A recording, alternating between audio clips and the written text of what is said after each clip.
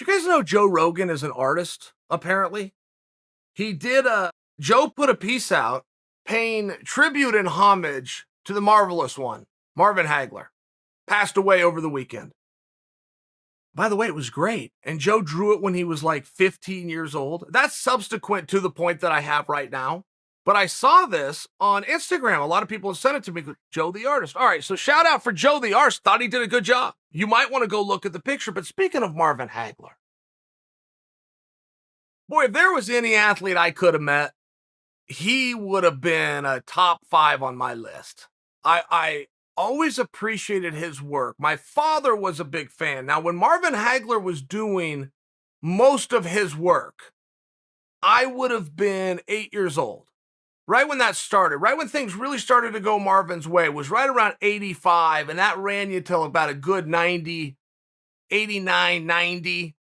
The true four horsemen, Hagler, Hearns, Duran, Leonard.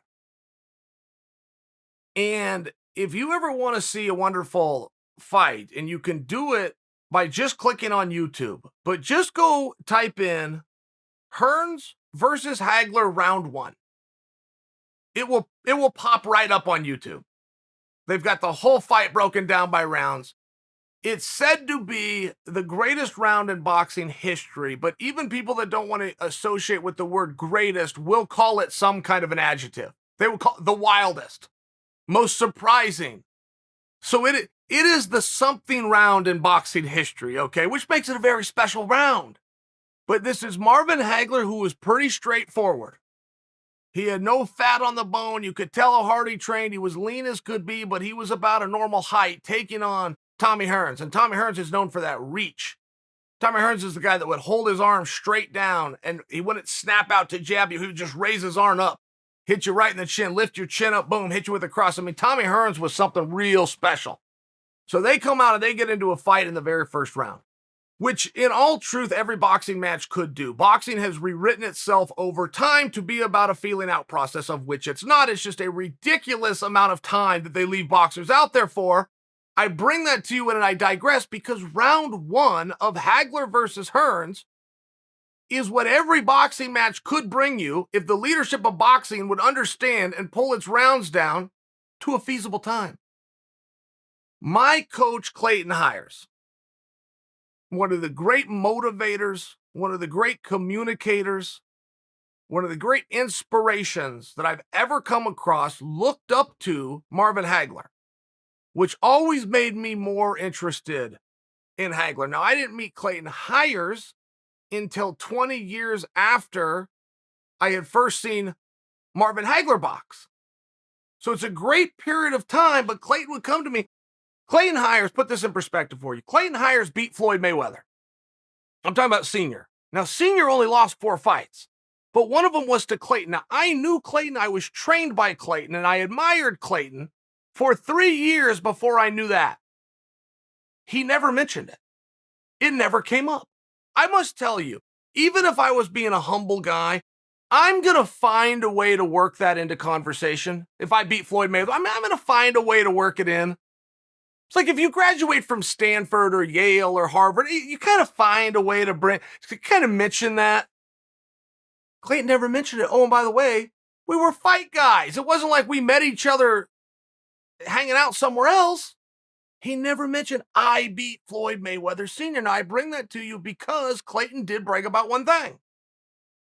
He bragged about the fact that he was a training partner with Marvin Hagler during those days, that he was one of the guys. I think there was 5 guys, but he was one of the 5. And that was always what he used as his claim to fame. Never anything that he had done. He was so honored to be a training partner of Marvin Hagler that is what Clayton would talk about. So, of course, I would ask Clayton, well, tell me about Hagler. What was he like? And Clayton would only really say that he was real old school. Real old school guy, that he would get up real early in the morning and he would run. And he would do it every single day, no matter what. He just believed in that, and he would not only would he run, he'd run in boots.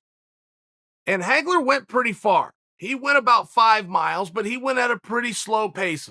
Clayton said this, no matter how tired he was, no matter what he had to do for the rest of that day or what he had done the day before, every morning, 5 o'clock, he's up with boots on, and he's running.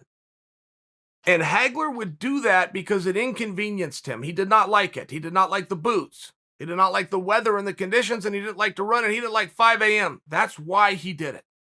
And Clayton is a huge believer in the fact that you must inconvenience yourself. I had a world title fight, and Dana put me in a beautiful suite. When you got to the hotel, if you were the main event, everybody got, but this was my time, everybody got a suite if you're fighting for the title. And Clayton was so upset that I was in that suite. He wanted me checked out. He wanted me put in a regular room. And he said, they're treating you like the champ, and you are not the champ. You are not the champ yet. You should not be in this suite. Now, I only bring that to you because it was a mindset of Clayton Hires about how to stay humble and how to stay hungry, which is always a problem. You're largely seeing Conor McGregor going through that right now. It's largely a problem. You fight because you have to. Largely. Right? Floyd Mayweather is the one guy that proved a rich man can fight. Oscar De La Hoya gets some credit for that too. But it was just one of these things. And Clayton did not like that I was being treated like the champ when I wasn't the champ. You want to be the champ? You want a suite? That's for the champ. Go become the champion. Not just you're here fighting for the championship. He wanted me out of that room. But Clayton got this mindset largely from Marvin Hagler, and he would tell me about these things. And the way they train with Hagler, way a lot of boxers train. You've probably seen this. But if you haven't, you'll find this very interesting. You got 5 guys there, Clayton being one of them. Clayton being a guy who could have been a world champion. Clayton being a guy who beat Floyd Mayweather. And he's a training partner. I mean, Marvin Hagler goes in. When it's time to spar, Marvin Hagler goes in. And the 5 other guys stand on the ring ropes. One of them goes in. Wear him out for a round, meaning Hagler, come out. Now a fresh guy comes in. Hagler's in there tired. Go on him. A fresh guy comes out. Every time the bell comes, a fresh guy's coming in on Marvin Hagler. I mean, that's a tough way to go. We've all had to do training of some sort like that. We call it in the room Iron Man, or we call it shark bait or things like this. But it's an exercise that you would do within the day, and then everybody gets a turn. Not just one guy stays in. Because over the course of a week, of a couple weeks, of a camp, that guy is now ground down. Everybody else is fresh. So you just see where it gets harder and harder, right? It gets harder and harder to stay loose, stay quick, be firing back. It just gets harder and harder. It's one of these great ways about boxing, and that's what Clayton's talking about when he's talking about old school. This is how they train in the old school. You want to get in conditioning, you go flip tires, shake ropes around. You go run.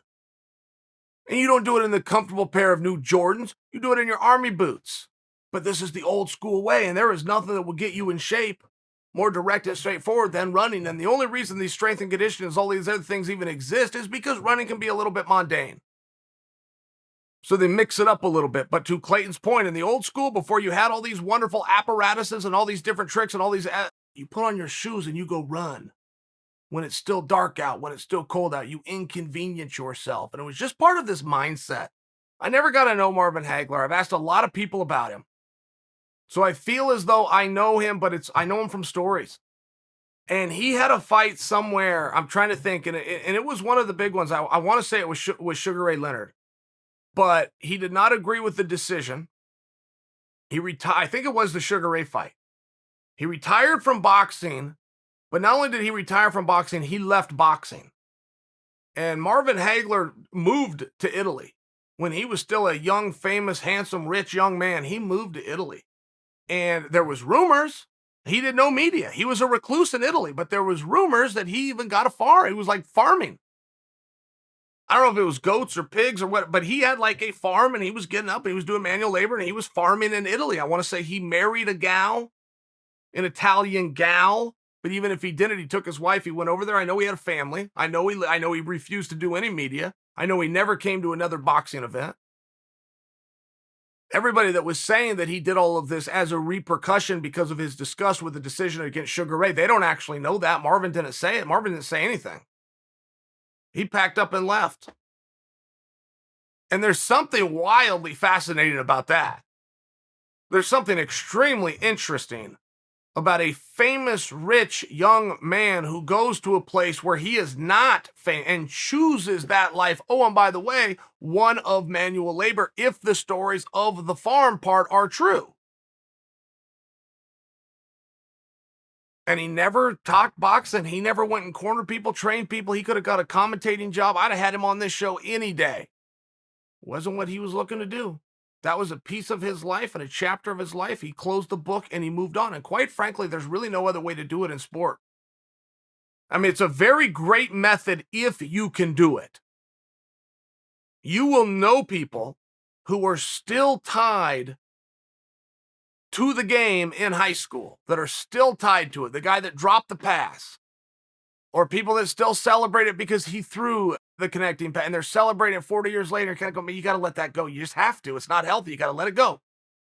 I don't know if anybody let it go more visibly for me than Marvin Hagler, who, to my knowledge, and to other people's knowledge who I've asked about him that are experts on him, when he walked away from boxing, that was it.